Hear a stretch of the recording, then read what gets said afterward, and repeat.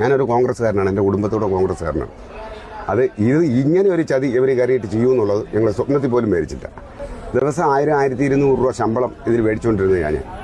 ഇപ്പം 500 രൂപ, 400 രൂപ, 600 രൂപ ഇങ്ങനെയുള്ള രീതിയായി. കുടുംബം പട്ടിണിയാകുന്ന അവസ്ഥ. ഒരു നിവൃത്തിയില്ല. മാന്യമായിട്ട് ഓടിക്കൊണ്ടിരുന്ന ഒരു പ്രസ്ഥാനമായിരുന്നു. ഇപ്പോൾ 2000 രൂപ ഡെയിലി മുതലാളി കയ്യിൽ നിന്ന് തരണം ഇത് ഡീസൽ അടിക്കണമെന്നുണ്ടെങ്കിൽ, അല്ലെങ്കിൽ വണ്ടി അങ്ങനെ ഒതുക്കിയിടുമെന്ന് പറഞ്ഞു. അപ്പം ഞങ്ങൾ കുടുംബത്തോടെ ആത്മഹത്യ ചെയ്യുന്നതിൻ്റെ വെക്ക. ഞാനൊരു കോൺഗ്രസ്സുകാരനാണ്, എൻ്റെ കുടുംബത്തോടെ കോൺഗ്രസ്സുകാരനാണ്. ഇത് ഇങ്ങനെ ഒരു ചതി ഇവർ കയറിയിട്ട് ചെയ്യുമെന്നുള്ളത് ഞങ്ങൾ സ്വപ്നത്തിൽ പോലും മേടിച്ചില്ല. ഇതിനേക്കാളും നല്ലത് പഴയ ഭരണം തന്നെയായിരുന്നെന്നാണ് തോന്നുന്നത്. അത്രയ്ക്ക് സഹിയിട്ട് പോയി മനുഷ്യൻ്റെ ഈ കാണുന്ന ആൾ തന്നെ. ഇതേപോലെ കാലിക്ക് ഓടി സീതത്തോട് വരെ പോകും, അവിടെ നിന്ന് തിരിച്ച് ഓടി ഇവിടെ വരും. ഇത് പത്തനാപുരത്ത് പോകാനുള്ള സ്റ്റേ വണ്ടിയാണ്. ഇപ്പോഴത്തെ അവസ്ഥ വളരെ മോശമാണ്. ഇതിപ്പം പത്തനംതിട്ട അത്തിക്കാൻ പോകുന്ന വണ്ടിയാണ്. ഇപ്പോൾ സ്റ്റാൻഡ് പിടിച്ചിട്ട് 15 മിനിറ്റായി. ഈ വണ്ടിക്ക് എത്ര പേരുണ്ടെന്ന് നോക്കിയാൽ ഇതാണ് ഇപ്പോഴത്തെ അവസ്ഥ. മുതലാളിക്ക് കൊടുക്കുന്ന 60 രൂപ 70 രൂപയാണ് ബാലൻസ് കൊടുക്കുന്നത്. അതിൻ്റെ കൂടെ ഡീസലിനും വില കൂടി, യാത്രക്കാരും ഇല്ല. ഉള്ള KSRTC സമയം തെറ്റി ഇതിൻ്റെ കൂടെ കയറിഞ്ഞ് വരിക. അവർക്കിപ്പോൾ സമയമൊന്നുമില്ല. തോന്നുന്ന സമയത്ത് ഓടുക. നമുക്ക് ആളില്ലാത്ത വല്ലാത്തൊരു പ്രതിസന്ധി ഇപ്പോൾ നേരിട്ടുകൊണ്ടിരിക്കുക. ചോറിൻ്റെ സമയത്ത് നമ്മൾ കടുക്കാപ്പി പിടിച്ചിട്ടാണ് ഇപ്പോൾ നിൽക്കുന്നത്. അതാ ഇപ്പോൾ അവസ്ഥ. 15 മിനിറ്റായി വണ്ടി സ്റ്റാൻഡ് പിടിച്ചിട്ട്. ഈ വണ്ടിക്ക് എത്ര പേരുണ്ടെന്ന് നോക്കി. മറ്റേ സമയം സീറ്റിംഗ് ആളാവേണ്ടതാണ്. 3 ബസ്സിൻ്റെ ഓണറും കൂടിയാണ്. പക്ഷെങ്കിൽ ഇപ്പോൾ അത് ഓണറാണെന്ന് പറയാൻ പറ്റത്തില്ല. കാരണം ഇപ്പോൾ ഞാൻ നിലവിൽ തൊഴിലാളിയാണ്. കാരണം എന്ന് വെച്ചാൽ ഈ സൗജന്യ യാത്ര വന്നതിന് ശേഷം വാഹനത്തിൽ കളക്ഷൻ ഇല്ലാത്ത ഒരു അവസ്ഥയാണ്.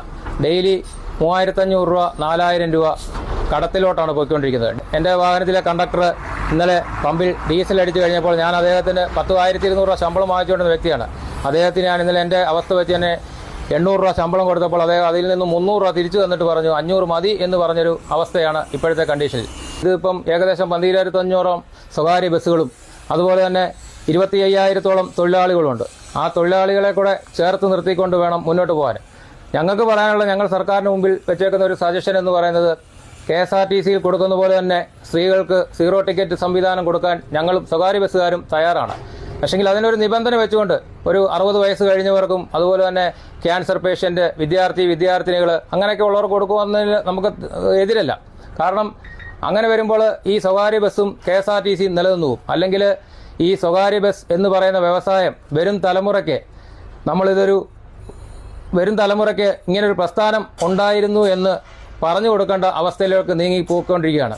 അവർ ഞങ്ങളുടെ ഡ്രൈവറെയും അതുപോലെ തന്നെ നമ്മളുടെ വാഹനത്തിൻ്റെ ഡീസലും കണ്ടക്ടറേയും എല്ലാം നമ്മൾ വിട്ടുകൊടുക്കാം.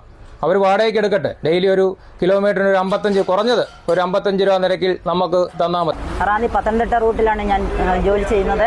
എന്നാൽ 1000-1500 രൂപ കുറവാണ് ഇപ്പോൾ കാണുന്നത്. ഞങ്ങളെ ഏൽപ്പിച്ച് വിടുന്ന മുതലാളിമാർക്ക് അവർക്ക് 120, 500, 250 രൂപയാണ് വൈകുന്നേരം കൊടുക്കാൻ പറ്റുന്നത്. ഇങ്ങനെ പോയാൽ എങ്ങനെയാണ് ഈ ട്രാവൽസൊക്കെ നിന്നു പോകുമല്ലോ. അതുകൊണ്ട് ഇതിന് വേണ്ടുന്ന ഒരു മുൻകരുതലെടുക്കണം.